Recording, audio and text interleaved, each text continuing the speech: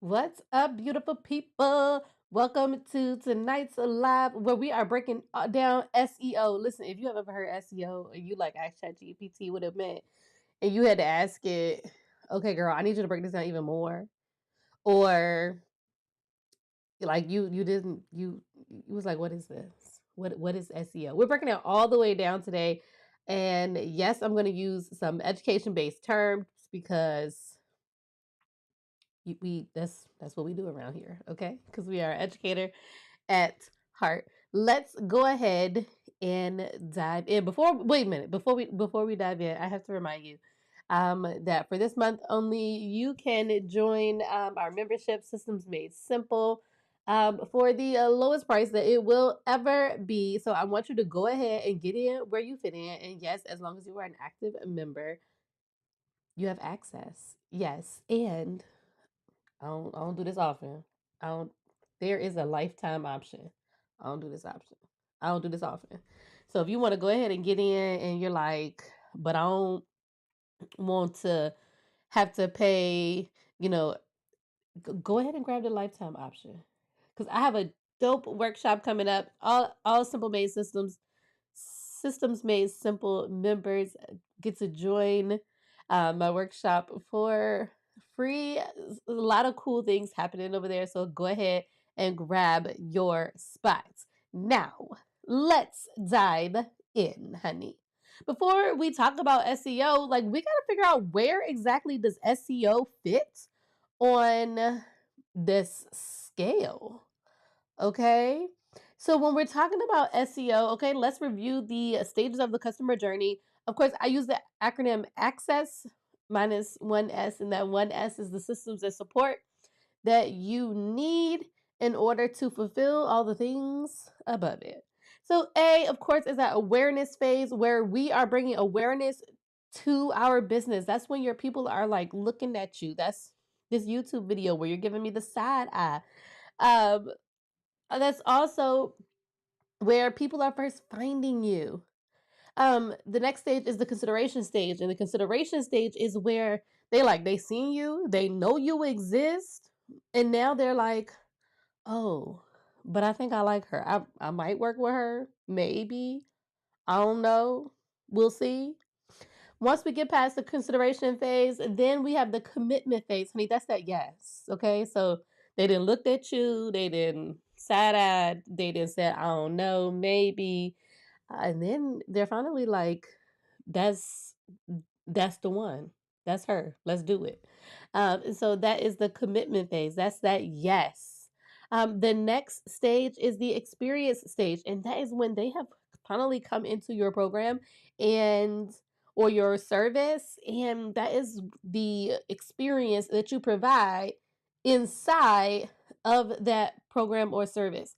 And the last stage is the sustain stage, and that's where we're doing two things. Number one, we are going to help them to sustain that transformation beyond our program.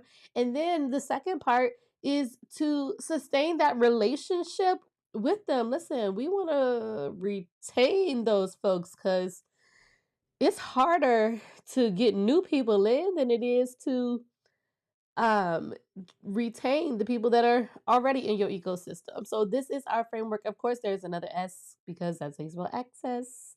Listen, I'm a teacher. Spelling is important to me. Okay.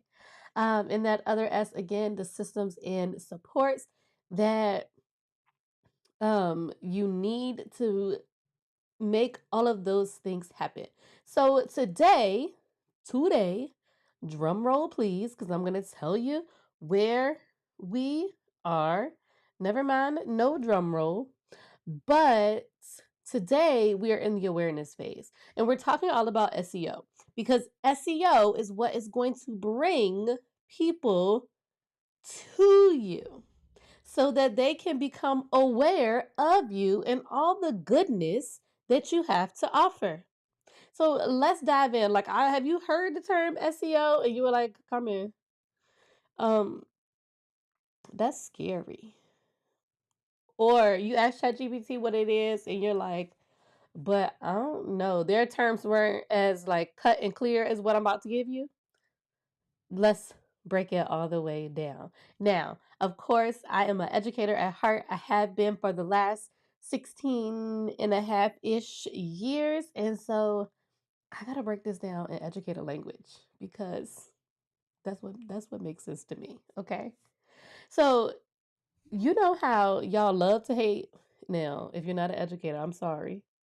But the educator, they love to hate on a learning target. They love to hate on a learning target. They all the time. You can just search learning target on YouTube, or no, maybe not YouTube, but you could search learning target on Instagram, on Facebook, or TikTok, and you gonna find about 15 to 20,000 people profiles complaining about why they don't want to write a learning target, or how the learning target is not for me. It's not for the kids. It's just for administration. It's just for those people downtown. Tell me you don't know how to use a learning target without telling me you don't know how to use a learning target. I'm just saying. Y'all love to hate on the learning target, so y'all might not actually like this whole SEO analogy. But SEO is just your learning target. It's just your learning target. A learning target is going to help you to focus in on your lesson. Your SEO, your keywords, when you're optimizing, that helps you to focus in on creating content so you know what you're going to talk about. We get all like up in the air about like what can we post about. Girl, look at your keywords. Oh, you ain't got none. That's because you ain't listened to me talk about SEO yet. So SEO is simply your learning target. And if you don't, if you're hating on a learning target, I need you to stop hating on things that's going to bring you some clarity. Okay? Because that learning target brings you clarity. I need you to stop hating on things that are good for you, because that learning target and the SEO are good for you and they're good for your business. So let's dive in. Like, I want to give you some examples because I don't want to just, tell you. I got to tell you. So let's check out this learning target because I didn't seen this one before. I didn't seen it, and I ain't gonna say where I saw it, but I didn't seen it. I saw it. Today we're doing math. Okay, okay, we're doing math. We sure are. Cause in elementary we do math every day, so we doing math. But it doesn't give me anything else. My kids don't know what they're supposed to do by looking at this learning target. I can't write a lesson based on the fact that we doing math. It's not clear enough. It's very what's the word? Vague. Too broad. We're doing math. Yay. All right, so let's get a little more in depth with it. Cause this is not it. Not it. Put a red X on it. Throw a flag on the play. Stop the madness. Stop it now. But if I were to say the student will use pattern blocks to multiply a unit fraction and a whole number. Now, if you're not a teacher or a math teacher, that might sound Greek to you. However, it's more focused. So I know, and if you're not breaking down the learning targets at the beginning of your lesson, then you should be. But I know that um, when I'm writing this lesson, my students are going to use pattern blocks. So I don't even have to try to figure out what manipulative to use. I already got it. Let me pull them pattern blocks out. What are they going to do with the pattern blocks?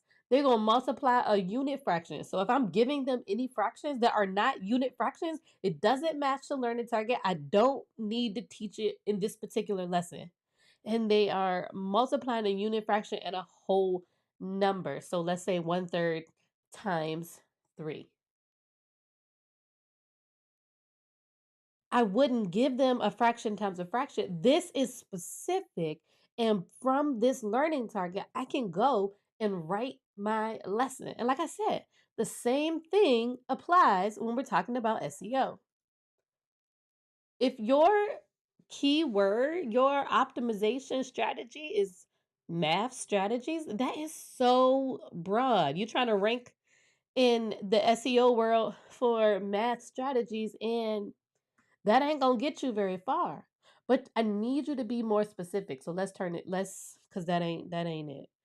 But if we're talking about hands-on math strategies for middle schoolers, not we've gone beyond math strategies. Now we're talking about hands-on strategies, and we're talking about hands-on strategies for middle schoolers. So we've added a whole nother layer there, and that makes it easier, especially if I'm a math consultant, for someone to find me and know that she know what she's talking about, and I can find her all the places that I need to find her. So let's let's dive back in. All right. Sorry. Um, so now that we have talked about the learning target, come on, Agnes. So come on, girl. I'm gonna have to share this one. Because strong objectives set students up for success in lessons. They absolutely do. And some of us be out here, there be so many teachers out here in these streets that are like hating on the learning target. What we hating on the learning target for? Like, I don't even understand what we like. Why do we hate learning targets so much?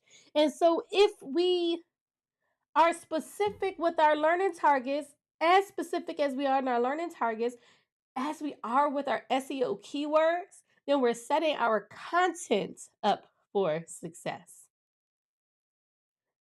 Just like that learning target helps you to focus in on what it is that you're going to teach, knowing those SEO, I keep hitting the microphone, knowing those SEO keywords help you to focus in on the content that you're going to create.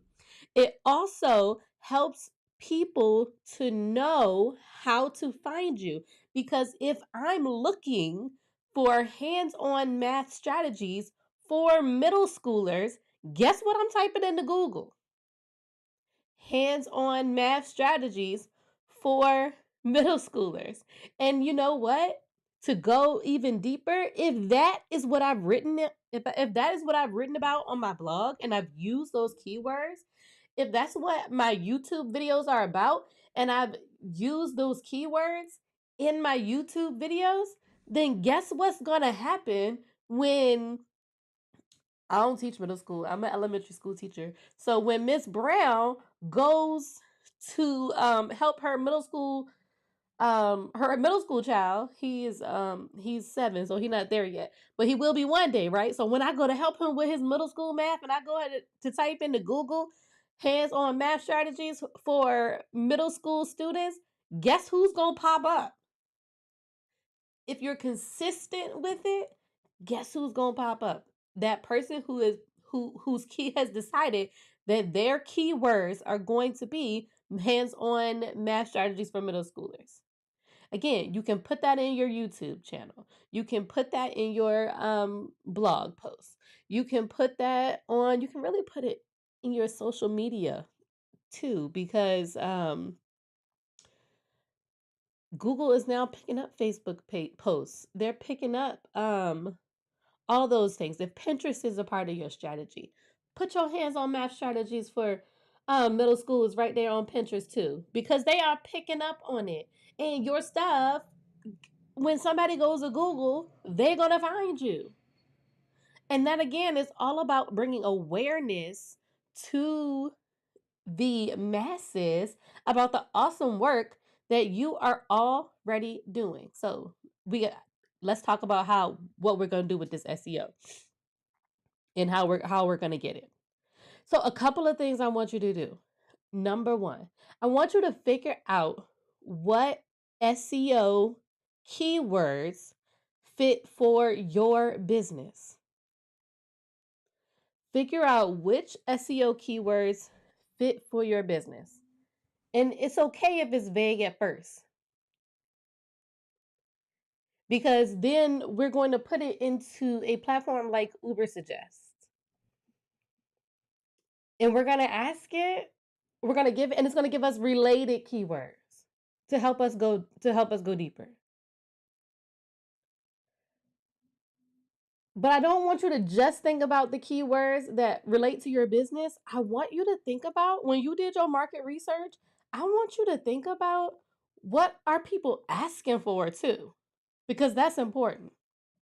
Because we're not just out here making content to make content because somebody told us that we need to make content. We need to be intentional about it.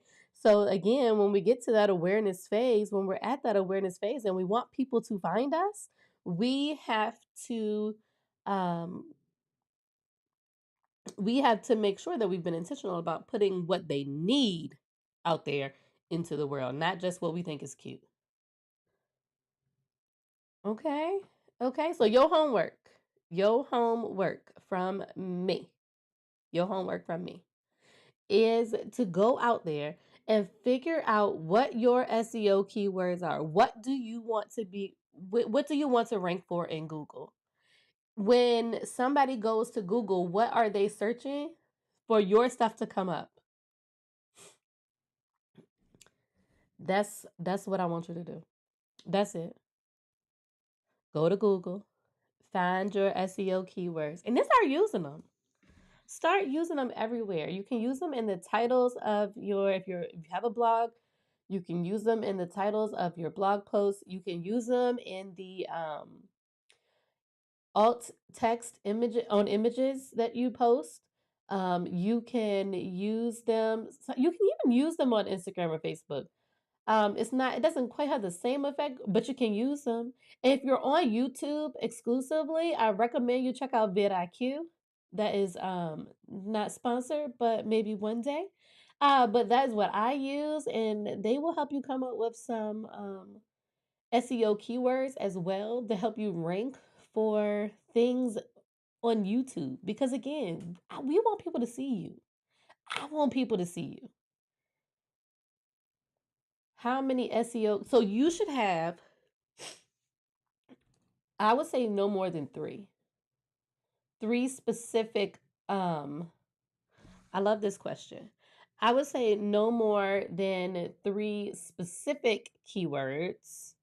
And then you can use different variations of those three in your content. Also, long form keywords. So, again, we're not just saying math strategies, we're saying math strategies, hands on math strategies for middle schoolers. And you might even add in there to multiply fractions. So, you can take one keyword and then make it many. I like this question. This is the question I just answered from Agnes. All right, y'all. So that is your homework. Find your keywords and let me know. You can come back to this video because the replay will be posted right here on YouTube. You can come right back here and let me know what your keywords are. And I'm thinking about doing an SEO workshop at the end of the month. If you are interested, honey, let me know because I think that would be a really fun one that we can dive into SEO and go ahead and get your keywords up and running and get you going. So I will see you all soon in the next video.